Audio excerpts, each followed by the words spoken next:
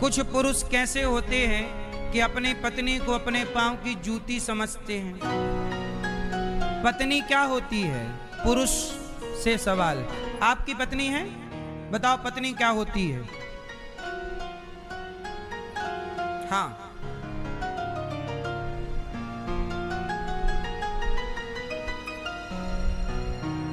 कौन सी देवी? चंडी, काली, कामाख्या हैं? कौन सी देवी है?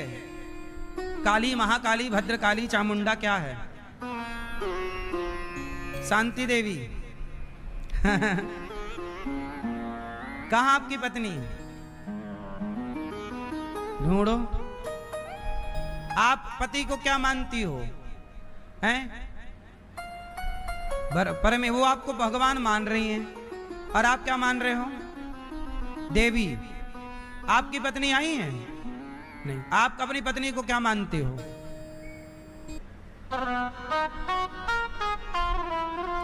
बताओ, इतना टाइम है? बेबी,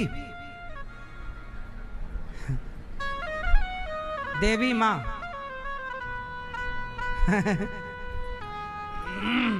सुनो, भगवान कण कण में रहते हैं कि नहीं? बोलो हाँ।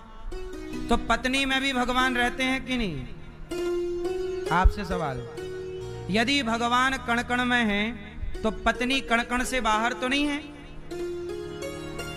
पत्नी के भीतर भी भगवान का वास है और पति के भीतर भी भगवान का वास। इसलिए हर प्राणी में भगवान का भाव रखना चाहिए। सबके भीतर एक परमात्मा, एक शक्ति विद्यमान है। इसलिए पति भी भगवान है और पत्नी भी। पुरुष नारायण है और नारी नारायणी है। नारायण, बोलो नारायण। मैया बोलते हैं? आप बोलती हो कि नहीं? जिंदगी में प्रेम होना चाहिए। जिसके जीवन में प्रेम अधिक है, चाणक्य कहते हैं, सुनो, जिसकी पत्नी पति की आज्ञाकारिणी हो, मतलब जो पत्नी आज्ञा मानने वाली हो, बात मानने, जिस आदमी, जिस पुरुष की पत्नी आज्ञाकारी हो और जिस पुरुष का पुत्र आज्ञाकारी हो, यदि पत्नी और पुत्र आज्ञाकारी है आपके, तो आपसे अमीर इस धरती पे कोई नहीं है। और यदि आपका बेटा आज्ञाकारी नहीं है, आपकी पत्नी आज्ञाकारी नहीं है, तो आप जितना गरीब कोई नहीं। दौलत से कोई अमीर नहीं है साहब। दौलत बहुतों के पास है, पर लोगों को बुलाओ यहां तो जाते हैं वहां। दादाजी, आपकी पत्नी आई है? कहां है? आप बोलते हैं आई लव यू? नहीं, नहीं बोलते? बोलते हैं। देखो, दादाजी से सीखो। प्यार सदा जवान रहता है और प्रेम को जवान ही रखना चाहिए। इसे बुढ़ा ना होने दो। सही है? जिसके जीवन में प्रेम नहीं है वो मरा हुआ है। जिसके जीवन में क्या नहीं है? प्रेम। प्रेम, प्रेम माँ से हो, प्रेम पिता से हो, प्रेम पत्नी से हो, प्रेम पति से हो, प्रेम बच्चों से हो, बच्चों का प्रेम माँ बाप से हो, और सब लगती है। ऐसे जीवन वही अच्छा जो प्रेम से भरा हो, प्रेम में डूबा हो। आजकल लोगों के अंदर जानते हो किस चीज की कमी है? प्रेम की। आज सच बताओ, बेटा अपनी माँ से प्रेम नहीं करता। आजकल प्रेम नहीं है साहब। प्रेम पता नहीं कहाँ खो चुका है। आजकल बेटा बाप से प्यार नहीं करता, ना बात करता, ना पास में बैठता, ना हाल चाल पूछता। प्रेम की कमी है। बोलो हाँ। सास बहू का प्रेम सास से कम है, सास का प्रेम बहू से कम है। मतलब प्रेम की कमी है। भाई का प्रेम भाई से नहीं है। बोलो हाँ। आजकल का आदमी कुत्ते से बड़ा प्यार करता, मेरा डॉगी, मेरा डॉगी, मेरा, है ना? जितना प्यार कुत्ते से है, कुछ बड़े बड़े शहरों में तो भैया, भैया आपके कितने बच्चे हैं? भैया मैया आपके कितने बच्चे हैं? 2। और वो लाल बालों वाली मैया आपके कितने बच्चे हैं? 3। और मैया आपके कितने बच्चे हैं? कितने? 8। 3। पीछे वाली मैया कितने बच्चे हैं? आपके कितने बच्चे हैं? 10। मैया लाल पीली हरी गुलाबी मैया कहां चली? जा रही हो मेरी मां? जा रही हो? गुस्सा हो गई क्या? कितने बच्चे हैं आपके? एक सबका? अच्छा 2 भी हैं। तो जा रही हो बच्चों को देखने, खिलाने पिलाने जाओ। टाटा। तो भजना है और प्रभु का स्मरण करना है। भगवान ही धोखा नहीं देते, बाकी संसार में आपका शरीर भी धोखा, अपने ही धोखा देते हैं, गैरों से शिकायत। इस संसार में धोखा देने को तैयार है। एक है भगवान जो हमें कभी धोखा। अच्छा बताओ, भगवान ने धोखा दिया? किसी को धोखा दिया? सुग्रीव शरण में आया, राम ने रक्षा की, धोखा नहीं दिया। विभीषण शरण में आए, साथ दिया, धोखा नहीं दिया। जटायु पक्षी होकर जब राम को पुकारा तो प्रभु ने अंतिम संस्कार करके पुत्र होकर उनके पुत्र की तरह, पिता की तरह उनका फर्ज पूरा किया। भगवान ही ऐसे हैं, धोखा नहीं देते। इसलिए कहता हूं कि भगवान की शरण में जैसे गोपियां गईं, सारी गोपियां भगवान से कह रही हैं प्रभु स्वीकार करिए। भगवान ने सारी गोपियों को स्वीकार किया। गोपियों को अंतर्धान जब छोड़कर गए भगवान, मैया यही ना सारी बात कर लो, कथा के बाद बात करना, बैठ जाओ। तो भगवान हाँ जा रहे हैं? जाओ जाओ, टाटा।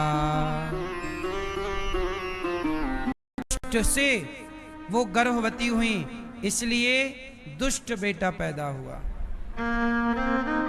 कंस बहुत अत्याचारी था, पाप को बढ़ावा देता, गलत काम करता।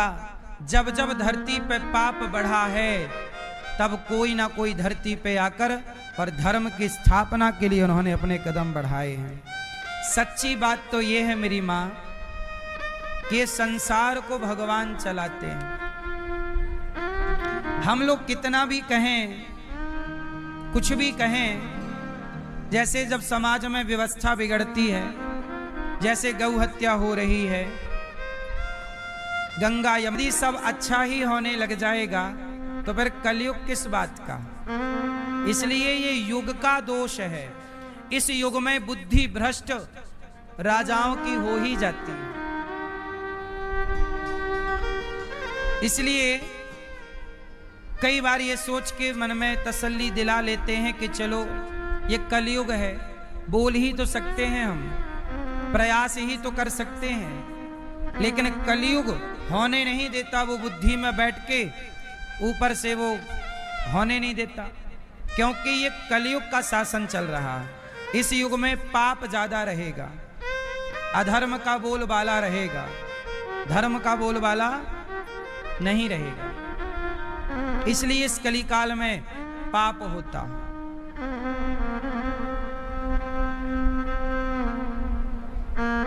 भगवान गौ हत्या को रोकें, यही भगवान से प्रार्थना है। अब पापी कंस को भगवान ने पकड़ा और उठाकर जैसे ही उसके 2 प्रहार किया और कंस को जमीन पर पछाड़ दिया, उठाकर फिर मंच से नीचे फेंका और कंस के ऊपर भगवान कूदे। कंस का गोविंदाय नमो नमः। कंस को मारकर कंस के भाइयों को थे ना, 2 दिन हो गए, अब आएंगे अब आएंगे, सब राह देख रहे। अब नंद बाबा भी कैसे कहें कि कृष्ण नहीं आए, सब इंतजार कर रहे। गोपियां बोली आ गए बाबा, कहाँ कन्हैया?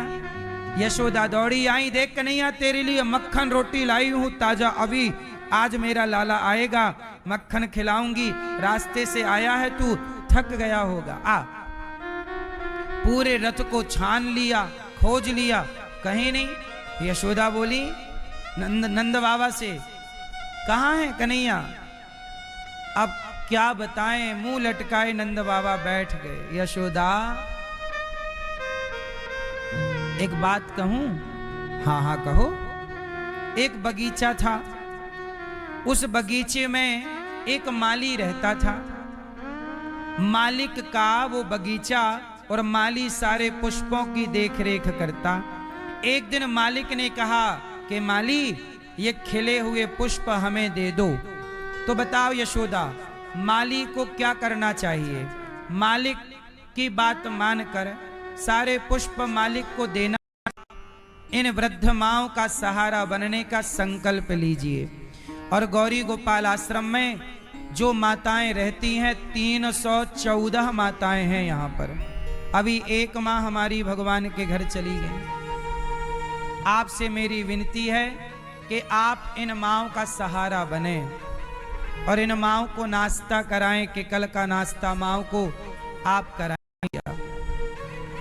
तो यहाँ पर आप सब भी इन वृद्ध माओं का दर्शन जरूर करें।